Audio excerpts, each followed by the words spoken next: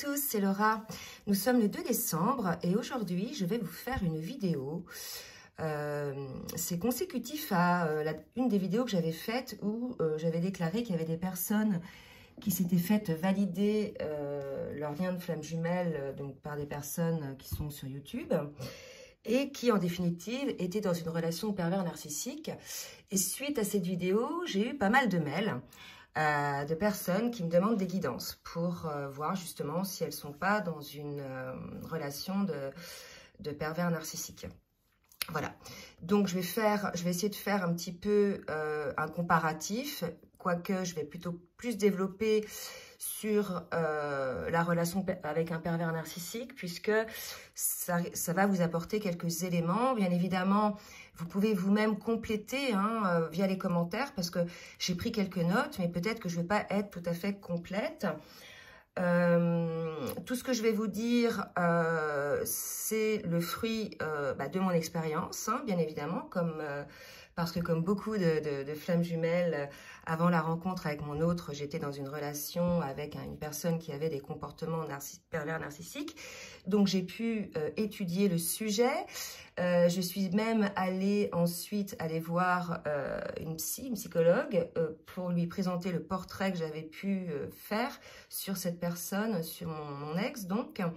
Et elle avait validé le fait qu'effectivement, c'était une personne qui avait des comportements pervers narcissiques. D'accord? Donc là, ça va s'adresser pour les personnes qui sont dans le doute, que vous soyez féminin ou masculin, parce qu'une personne qui a des pervers narcissiques peut être très bien une personne féminine ou bien masculine. Alors, je vais essayer d'être le plus clair possible. J'ai pris quelques notes. J'espère que je vais être assez fluide par rapport à ça. Je bois une petite gorgée de café avant de commencer. Donc, la personne qui a un comportement pervers narcissique. Je dis ça parce que j'aime pas quand on dit un pervers narcissique, puisque une personne... Alors, il existe des personnes pervers narcissiques, donc c'est très pathologique, etc. Mais pour cela, il faut un avis médical, d'accord? Donc souvent, j'entends dire, oui, je suis avec un PN, mais finalement, il n'y a pas eu d'avis médical là-dessus. Donc je trouve ça quand même un peu limite. Par contre, on peut mettre en lumière ces comportements pervers narcissiques. Donc bien évidemment, au début, on ne le voit pas que la personne, elle est comme ça, parce qu'elle se montre sous son meilleur jour. Elle montre ses plus belles qualités. Elle va tout faire, en définitive, pour vous rendre amoureux ou amoureuse, pour vous prendre, comme on dit, dans ses filets. Elle va finalement, cette personne-là, vous vendre du rêve, d'accord? Et puis, une fois que cette personne sent que vous êtes amoureux ou amoureuse d'elle, que quelque part, elle vous a pris dans ses filets, c'est là que va commencer la destruction. Pour moi, ça s'appelle la destruction, puisque son but, c'est de vous détruire, en fait, puisque cette personne-là, elle a des blessures, des failles narcissiques, elle doute d'elle-même, elle ne sait pas aimer, entre autres. Donc en fait, vous représentez tout l'inverse de ce qu'elle est, cette personne-là, et quelque part, elle vous a choisi pour ça. Donc ne vous en voulez jamais de vous être laissé prendre par des personnes au comportement pervers narcissique, puisque souvent, ces personnes-là choisissent comme proie, et j'emploie ces mots volontairement, parce que c'est ce que vous êtes à ce moment-là. Vous êtes une proie, une personne qui peut lui apporter toute l'énergie qu'elle n'a pas. D'accord?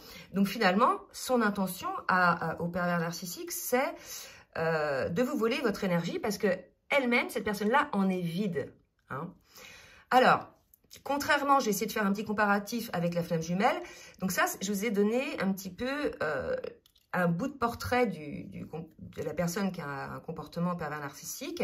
Et à l'inverse, la flamme jumelle, elle vous vend pas du rêve, bien au contraire, sauf au début dans la lune de miel où vous êtes tout amoureux et vraiment vous êtes l'un pour l'autre la lumière, voilà, c'est une découverte formidable, etc.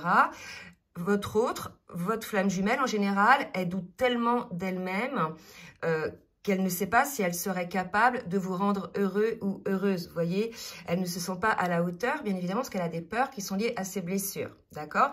Donc, si vous tombez sur quelqu'un qui est sûr de lui, qui est sûre d'elle, hein. Moi, je fais ci, moi, je fais ça, je suis le meilleur, j'ai le plus beau métier, j'ai réussi professionnellement, et c'est ci et cela, et qui n'arrête pas d'étaler hein, ce qu'elle est et ce qu'elle a surtout, parce qu'elle n'est pas grand-chose finalement, parce qu'elle existe qu'au travers de son métier, qu'au travers de ses possessions matérielles, bien souvent, hein. Donc, voilà, il faut que vous ayez peut-être des warnings. Moi, si vous voulez, ayant vécu maintenant avec un pervers narcissique, c'est vrai que j'ai des warnings. Donc, quand j'ai des personnes en consultation et que je sens que, déjà, je vois dans le regard sur les photos, je le vois, je vois, hein, je suis médium, hein, donc je vois effectivement sur la photo qu'il y a quelque chose. Et puis, je commence à poser des questions. Et là, voilà, on commence à en discuter. Et ayant vécu, moi, une situation comme ça, c'est vrai que c'est plus facile pour moi de les repérer.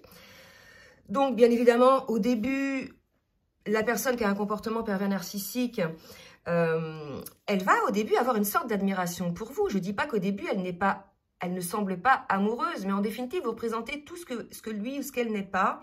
Donc, il va y avoir une envie chez cette personne de s'accaparer de tout ce que vous avez finalement. Hein. Par exemple, elle n'a pas votre joie, elle n'a pas votre amour inconditionnel, vous voyez, entre autres, d'accord? Donc, cette personne-là, au fur et à mesure, comment dire, attendez, je note parce que je pense à quelque chose, donc là, je le note pour pouvoir vous le dire. Cette personne-là, si vous voulez, en plus, son comportement est très pervers, puisque si vous vivez avec un pervers narcissique, hein, une personne à comportement pervers narcissique, ça va se passer à l'intérieur, bien sûr, ça va se passer en milieu clos. Hein. Bien souvent, le reste de la famille, les parents, les grands-parents ou les amis à l'extérieur ne le savent pas, puisque cette personne fait tout pour donner une image d'elle-même exceptionnelle, lumineuse, qui réussit, qui est gentille, qui est pleine d'amour, etc. D'accord? Donc voilà, ça c'est aussi quelque chose d'assez spécifique. Les comportements qu'elle a avec vous à l'intérieur, en maison ou autre, elle ne l'a pas en fait, elle est complètement différente à l'extérieur. Donc comment la personne commence sa destruction massive? Parce que j'appelle ça comme ça, il faut le dire, parce qu'il y a des gens qui se suicident hein, à cause de personnes ayant des comportements pervers narcissiques. Donc au début, cette personne-là, elle vous prend dans ses filets, elle vous vend du rêve, hein, tout est beau, tout est gentil, etc. Ensuite, à partir du moment où vous êtes en confiance, que vous tombez même amoureux de cette personne-là, elle commence son dénigrement. Hein, c'est ce que j'appelle, moi, le dénigrement. Donc, et en même temps, elle se met en valeur. C'est-à-dire qu'elle va commencer à vous critiquer, hein, parce qu'elle, elle est parfaite, cette personne-là. Donc, elle se met en valeur, puis elle commence à vous critiquer, par exemple, sur votre travail. Votre travail, c'est de la merde. Votre travail, vous gagnez pas bien votre vie, vous gagnez pas suffisamment votre vie. Elle va peut-être vous attaquer sur votre aspect physique, parce qu'elle sait peut-être qu'il y a une faille. En fait, elle va essayer de trouver la faille chez vous, c'est ça. Hein. Le dénigrement, sa destruction, c'est qu'elle a repéré chez vous une faille. Donc, elle va y s'imbriquer hein, pour justement vous détruire. Donc, si vous avez des complexes, si vous avez été dans la période de lune de miel où vous étiez amoureux, on fait des confidences, j'ai un petit complexe là-dessus. Donc, elle va attaquer sur vos aspects où vous avez des complexes. Elle va même aller jusqu'à juger votre manière de vivre, de penser. Elle va critiquer vos amis, elle va critiquer votre famille, même votre mode de vie. Bref, petit à petit, elle va instiller, cette personne-là, du doute dans votre vie, en fait, dans votre cerveau. À un moment donné, vous allez vous demander, et c'est ça, en fait, qui fait que cette personne-là, elle vous détruit, et quelque part, votre mental, vous savez plus où vous en êtes. À un moment donné, vous allez vous demander si c'est elle qui a raison ou si c'est vous, en fait. Donc, au début, vous allez avoir une forme d'instinct, de survie, de vous dire, mais non, c'est pas possible. Puis après, vous allez commencer à avoir des doutes, parce que cette personne-là, comme elle a trouvé votre faille, elle va appuyer dessus. Hein. Elle va même vous dire, par exemple, qu'il est plus intelligent, qu'elle est plus intelligente que vous n'avez pas le même niveau d'analyse. Bref, elle va quelque part, vous humilier, hein, vous dénigrer, vous humilier. Ok? Donc, au début, ces petits comportements, ça vient petit à petit. Bien sûr, au début, ça arrive peut-être 1 ou 2 fois dans l'année, vous voyez? Et puis, petit à petit, si vous voyez rien venir et puis que vous pardonnez, en fait, parce que là, si on vous dénigre, il va y avoir une petite dispute. Ensuite, vous allez pardonner parce qu'elle va réussir à vous reprendre dans ses filets. Et puis, si elle a réussi à vous reprendre dans ses filets, après, ça va aller crescendo au niveau des attaques. Hein. Donc, ça va être des insultes, vraiment de l'humiliation. D'accord? Donc, ça va crescendo, en fait, dans le temps, petit à petit. Et puis, au début, c'est espacé, et puis ça va, puis c'est rapproché, d'accord? Donc là où on avait, par exemple, sur une histoire de 10 ans, la première année, un petit dénigrement de temps en temps, ben sur la 10e année, ça peut être 1 ou 2 fois par semaine où il y a vraiment des attaques, des dénigrements. Elle peut vous pousser aussi, cette personne, à vous mettre en colère, hein. Évidemment, le but, c'est que vous vidiez de votre énergie et que, en fait, je dirais, elle s'en nourrisse de cette énergie, parce que vous allez vous apercevoir, et c'est là que l'alerte doit être mise, que cette personne va vous mettre ou va vous faire mettre dans des états dans lesquels vous ne vous étiez jamais mis. Par exemple, dans des colères de dingue, vous allez vous sentir après vide énergétiquement, votre taux vibratoire complètement baissé. Vous allez vous dire, mais comment se fait-il que cette personne arrive à me faire mettre dans cet état? D'accord? Donc là, il y a une emprise, ok? Il y a une emprise. Donc, pour refaire un petit peu le parallèle avec la FJ, bien évidemment, au début, la FJ, hein, que ce soit vous ou votre autre, vous êtes en admiration avant la période de crise. Hein, je vous renvoie au parcours de Flamme Jumelle. C'est pareil, contrairement au pervers narcissique qui vous dénigre, la Flamme Jumelle est plutôt en admiration envers son autre. Hein. C'est plutôt, voilà, vous êtes plutôt pour votre autre, ou votre autre est pour vous plutôt une lumière, une petite étoile, vous voyez.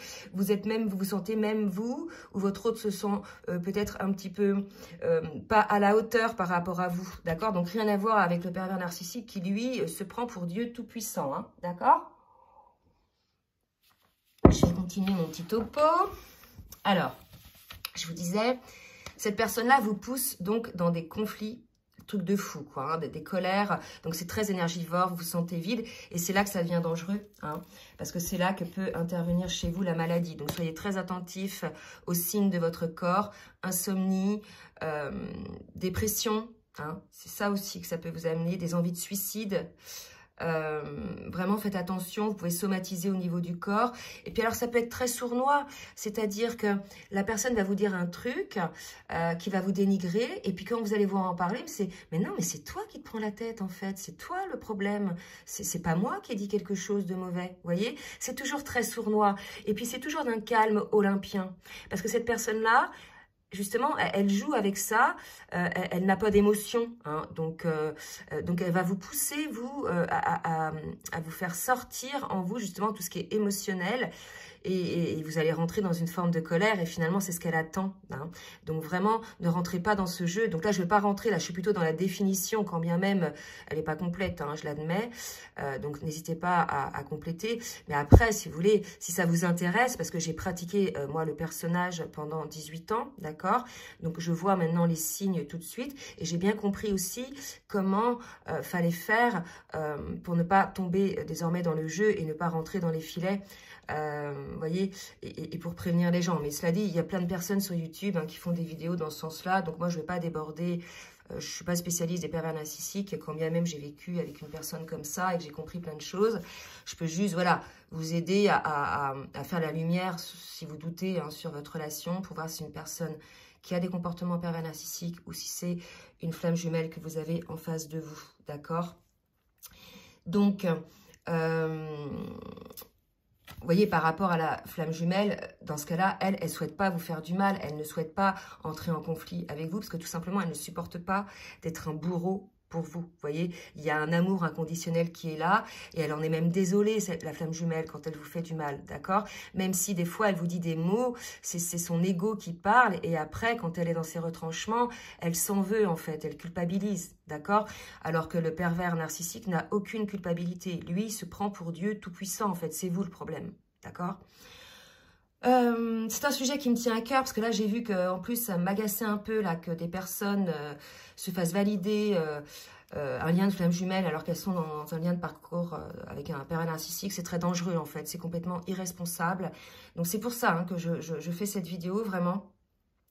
Quand bien même je sais qu'elle n'est pas complète et que je vous invite, hein, à compléter avec vos expériences pour mettre de la lumière pour les autres. Hein. Là, c'est vraiment une chaîne, voilà, c'est pour s'entraider, hein, c'est pour évoluer, c'est pour avancer ensemble, d'accord? Donc, comme je vous disais, donc le pervers narcissique se délecte de votre énergie. Donc on se retrouve, la personne qui est victime, en fait, elle se retrouve face à une impasse. Elle ne sait plus où elle en est. Elle ne sait plus si c'est elle le problème, si c'est l'autre le problème. Elle en arrive à perdre la raison. Donc c'est pour ça que après, des fois, certaines se suicident ou tentent de se suicider. Donc c'est très grave, quoi, de dire à quelqu'un qu'elle est dans un lien de parcours flamme jumelle alors qu'elle est dans un lien toxique. On peut dire, si on ne sait pas, je ne sais pas. Mais pas dire à quelqu'un, oui, oui, tu es dans un parcours de flamme jumelle. En fait, non. Sa personne est dans un lien toxique et elle peut casser sa pipe. Donc, c'est très grave. Vous voyez, là je me mets un petit peu en colère. C'est pas souvent, mais je me sens vraiment tellement concernée parce que j'ai eu des personnes qui m'ont contactée et franchement, je trouve ça quand même dégueulasse de faire ça. Bref, je vais pas me mettre dans la colère. Je vais plutôt vous donner des petites indications peut-être pour que vous y retrouviez. Donc, face à ça, il y a deux types de réactions que vous pouvez avoir, vous, victimes, d'accord? Donc, parce que là, vous vous retrouvez dans une impasse, en fait. Vous vous rendez compte, c'est sans issue. En fait, la personne... Et puis, ça va comment dire... Vous allez vous disputer, elle va vous vider vos énergies, ensuite vous allez vous réconcilier, elle va driver le truc, puis pendant 2 semaines, il va y avoir une accalmie, puis après, elle va recommencer, puis ça va être crescendo. Vous allez ensuite encore avoir une crise. Ensuite, vous allez vous réconcilier. Elle pense, le pervers narcissique, elle a pris dessus. Puis plus vous allez accepter, plus vous allez vous réconcilier. Ça va monter crescendo au niveau de la douleur qu'on va vous infliger, en fait. D'accord? Donc, c'est sans issue. La personne, ah oui, la personne ne changera jamais. Moi, j'ai des personnes en guidance qui me disent, mais oui, mais la personne va changer. Non. Puisqu'elle se prend pour Dieu Tout-Puissant, cette personne, elle ne changera jamais.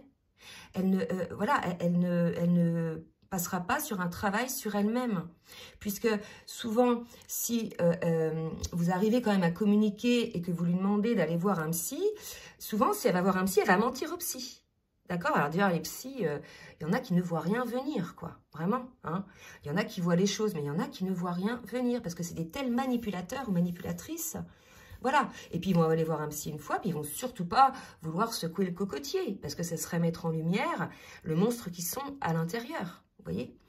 Donc là, deux types de réactions de votre côté. Hein, c'est soit, effectivement, vous rentrez dans une forme de dépression. Hein, vous savez plus où vous en êtes, vous perdez la raison, vous pensez que c'est vous le problème. Et puis là, c'est la descente aux enfers. D'accord? Donc là, il faut vous faire aider. S'il vous reste encore un peu de ressources, si vous entendez cette vidéo ou si vous voyez d'autres vidéos, il faut vous faire aider, hein, vraiment. Ou soit, vous parvenez à vous séparer de la personne, tout dépend si vous vivez ensemble, si vous avez des enfants, si ensemble, etc. C'est pas évident de se séparer d'avec une personne avec qui on a des enfants, une maison, etc. On a construit 20 ans de sa vie. Je suis bien d'accord avec ça, d'accord? Mais qu'est-ce qui est plus important, votre santé morale, votre santé physique ou les biens matériels? D'accord? Donc cette personne a instillé une forme d'emprise en fait sur vous, hein. Puisque lorsque vous commencez à lui faire comprendre que vous allez partir, cette personne vous dit, mais tu ne te rends pas compte le risque que tu prends, tu n'es rien sans moi, tu es incapable. J'ai réussi parce que bien souvent ces personnes-là réussissent à vous écarter de vos amis, de votre famille, donc vous vous retrouvez seul face à vous-même ou face à lui-même ou elle-même. Et puis souvent ces personnes-là, quand on est une femme, elles ont réussi à vous faire arrêter votre travail, soi-disant pour vous occuper des enfants, pour ceci, pour cela. Donc finalement, vous n'avez plus rien à vous raccrocher. Vous n'avez plus de boulot, vous n'avez plus d'amis, vous n'avez plus de famille. Donc elle a complètement réussi à avoir une emprise totale sur vous. D'accord? Donc ça, c'est pour les cas extrêmes. Ok?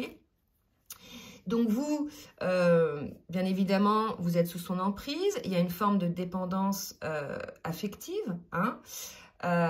Et puis voilà quoi, donc du coup c'est tout un travail de reconstruction. Donc moi je vous invite déjà à prendre conscience effectivement de cette destruction, hein, que cette personne a pu mettre en place, mais d'être en conscience, d'accepter. Je ne parle pas là des couples où on s'engueule de temps en temps, où on n'est pas d'accord, mais après il y a une discussion, on se met d'accord et on se sent bien, et il n'y a pas, voilà, c'est des cas isolés, c'est des discussions, de disputes isolées. Là je parle de disputes ou de dénigrement qui se mettent en place crescendo. Au début c'est de temps en temps, à un niveau plutôt bas, et puis plus ça va, plus c'est rapproché, et plus ça va crescendo, et vous en arrivez à ne plus savoir qui vous êtes. Et à partir du moment où vous arrivez à ne plus savoir qui vous êtes, c'est que la personne, elle a eu une emprise sur vous, elle vous a lessivé le cerveau. D'accord? C'est clairement ça, en fait, pour mieux vous manipuler. D'accord? Donc voilà, je ne sais pas si j'étais assez claire. N'hésitez pas à rajouter, bien évidemment, je le répète encore, des précisions. Hein. Pour ce qui est effectivement, lorsque vous vous en apercevez qu'il faut que vous vous sépariez de la personne, ça ne se fait pas tout seul. Il y a plusieurs essais, hein, parce que c'est pas évident de sortir de l'emprise de quelqu'un. Et puis des fois, il faut se reconstruire. Moi, j'ai mis 5 ans à me reconstruire, parce qu'en plus, je suis tombée malade. Hein, j'ai eu une grave maladie, puisque le corps, je voulais pas entendre, hein, donc le corps somatisait. Donc, bien évidemment, cette personne-là avait réussi aussi à me faire arrêter mon travail. Et puis voilà quoi, donc il a fallu que je me reconstruise au niveau de la maladie, que je me reconstruise au niveau professionnel. Et puis après, j'ai analysé le personnage, je suis allée faire valider donc la petite définition que je m'étais faite auprès d'un psychothérapeute qui a confirmé que j'étais bien avec un pervers narcissique. Donc après, il a fallu aussi que je me reconstruise donc moralement, professionnellement et matériellement, d'accord? Donc bien évidemment, ça demande du courage, mais comme on est flammes jumelles, on a cette petite étoile au-dessus de nous et on a cette force qui est là quand on ouvre les yeux, quand on a l'écoute de son âme, d'accord? Donc soyez confiants, hein, voilà, la vie, si vous êtes dans ce cas-là, fera en sorte, si vous êtes honnête envers vous-même et que vous sortez du déni, hein, que vous êtes sortez du déni et que vous acceptez le fait que vous soyez bien dans une relation pervers narcissique, vous arriverez petit à petit à vous en sortir. Bien évidemment, vous pouvez vous faire aider par des accompagnateurs, hein, des thérapeutes ou bien des psys, et puis vous prendrez petit à petit confiance en vous et vous arriverez à vous reconstruire. Mais c'est vrai que ça dépend des caractères. Moi, je sais que j'ai très vite rebondi parce que c'est mon tempérament, hein, c'est comme ça. Et puis j'ai été guidée, hein, bien évidemment, puisque voilà, avec l'éveil, la médiumnité, les connexions, etc. Voilà, ça m'a donné beaucoup de force, mais d'autres n'ont pas tout ça. Donc voilà, faites-vous aider, ayez confiance en vous, redorez l'image que vous avez de vous. Dites-vous que cette personne-là, le seul but, c'est de vous posséder. C'est tout simplement de vous posséder pour se nourrir de votre énergie. Voilà, bah écoutez, j'espère que ce petit topo vous aura plu. N'hésitez pas donc bien sûr à le compléter. Je vous embrasse bien fort et je vous dis à très bientôt. Bisous, bisous.